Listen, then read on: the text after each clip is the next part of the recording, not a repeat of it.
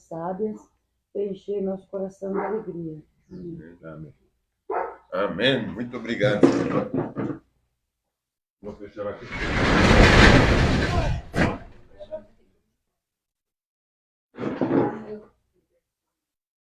Então vai ser uma carta que Paulo, Silas e Timóteo escreveram, né? A igreja em Tessalônica.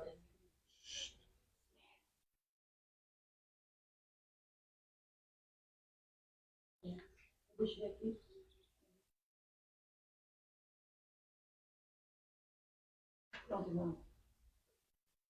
Então, voltando. Paulo, Silas e Timóteo, né? Como escreveram a carta em Tessalônica. Hoje, o que é? É o ânimo durante a perseguição. Perseguição seria o quê? A fé, né? Ir atrás da fé. Como aqui diz: irmão, não podemos deixar de dar graças a Deus por vocês, pois sua fé tem se desenvolvido cada vez mais. E seu amor uns pelos outros tem crescido.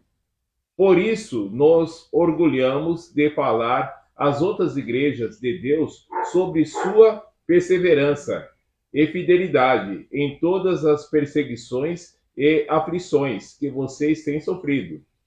Deus usará essas perseguições para mostrar que seu julgamento é justo e para torná-los dignos de seu reino, pelo qual estão sofrendo.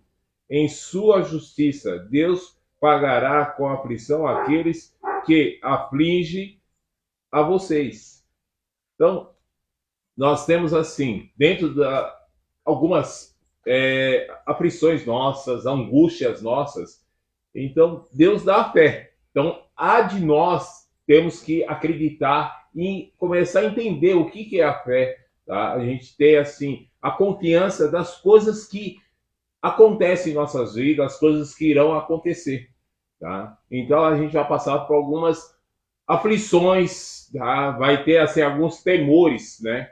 Mas dentro disso a gente começa a crescer, a gente começa a amadurecer, a entender. Deus concederá descanso a você, que são os afligidos, e também a nós, na revelação do Senhor Jesus. Quando ele vier do céu, virá com seus anjos poderosos, em chamas de fogo, trazendo juízo sobre os que não conhecem a Deus e sobre os que se recusam a obedecer às boas novas do nosso Senhor Jesus.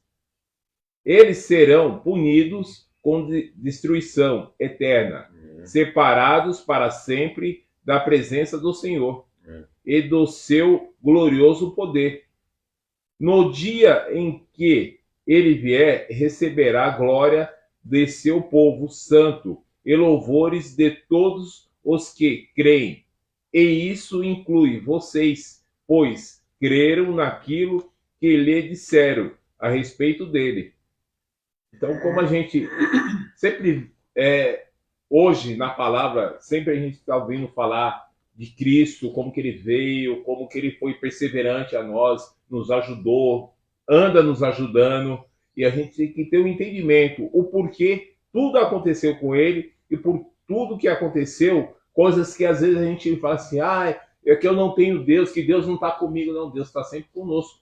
Às vezes ele deixa a gente passar por algumas aflições, para a gente começar a entender, ver que ele está presente conosco, e para a gente não ter os mesmos, como que eu posso dizer, passar pelas mesmas aflições que ele passou. Por isso que Deus já mandou o seu filho para nós, para ele sofrer essas aflições.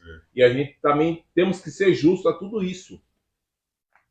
Assim continuamos a orar por vocês, pedindo a nosso Deus que os capacite a ter uma vida digna de seu chamado e lhe dê poder para realizar as coisas boas que a fé os motiva a fazer. Então, o nome de nosso Senhor Jesus será honrado em vocês, e vocês serão honrados com ele.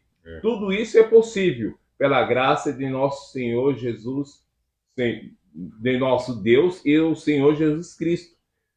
Então, nós temos sempre que ter como eu sempre falo, né?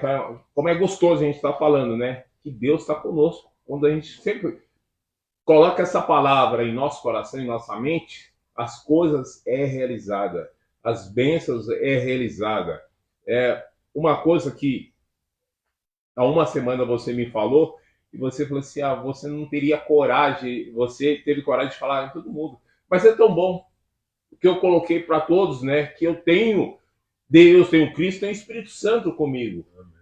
Então não é vergonha sim.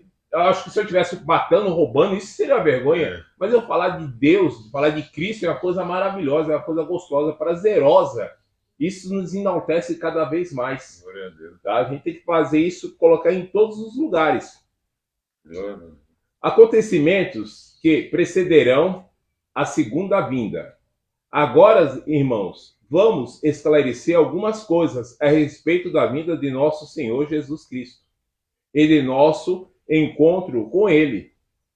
Não se deixam abalar nem assustar tão facilmente por aqueles que dizem que o dia do Senhor já começou. Não acredite neles, mesmo que afirme ter recebido uma visão espiritual, uma revelação ou uma carta supostamente enviada por nós.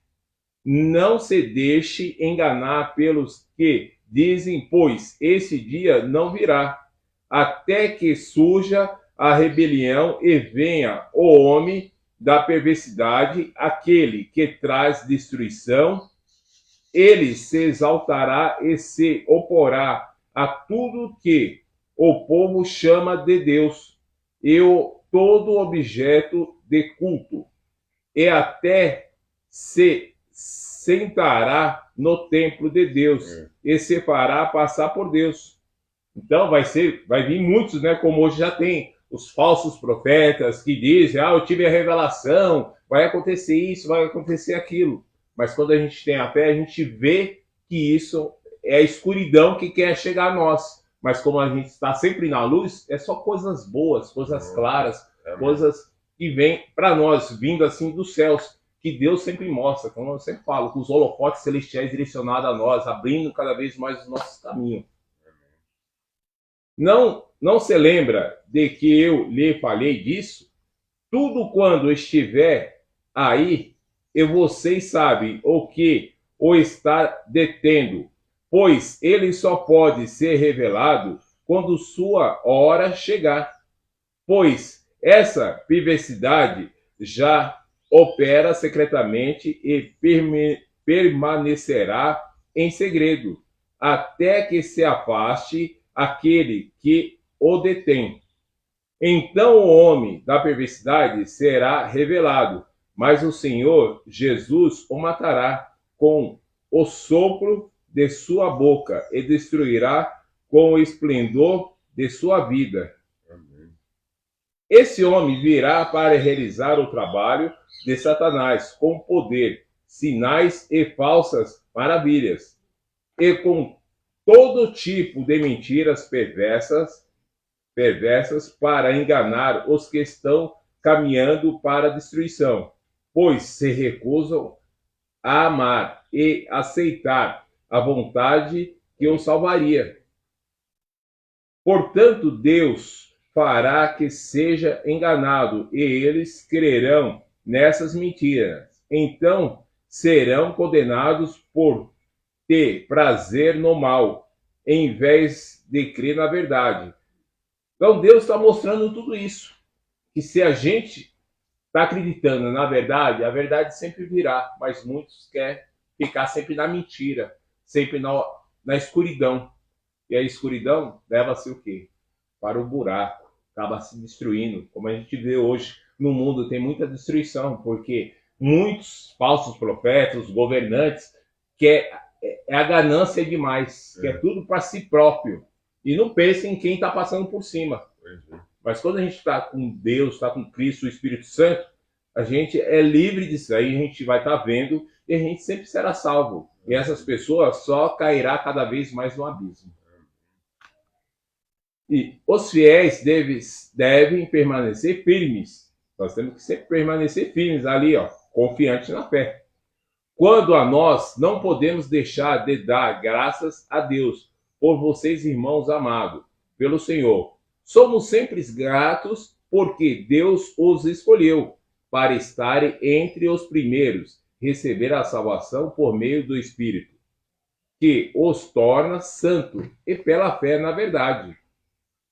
Ele os chamou para a salvação, quando lhe anunciamos as boas novas agora. Vocês podem participar da glória de nosso Senhor Jesus Cristo. Amém. Então a gente está na glória. Hoje quem participa mesmo da palavra, quem está na fé, quem está ali sempre perseverando, sempre insistindo, porque vai ter momentos que vai dar aquela esmorecida, mas a gente tem que manter firme, confiante, determinante, que a gente sempre consegue um lugar melhor. Portanto, irmãos, tendo em mente todas essas coisas, permaneçam firmes e apegue-se às tradições que lhe transmitimos, seja pessoalmente, seja por carta. Que o próprio Jesus Cristo, nosso Senhor e Deus, nosso Pai, que nos amou e pela graça nos deu eterno conforto e maravilha e esperança, os anime e os fortaleçam em tudo de bom que vocês fizerem e disserem. Como na carta foi Paulo, Silas e Timóteo, eles passaram isso para nós, para a gente ver que eles tiveram essa fé, eles tiveram essa crença, eles acreditaram, então nós também temos que ter, e essa força. Tá? A palavra de hoje é essa. Amém, glória a Deus.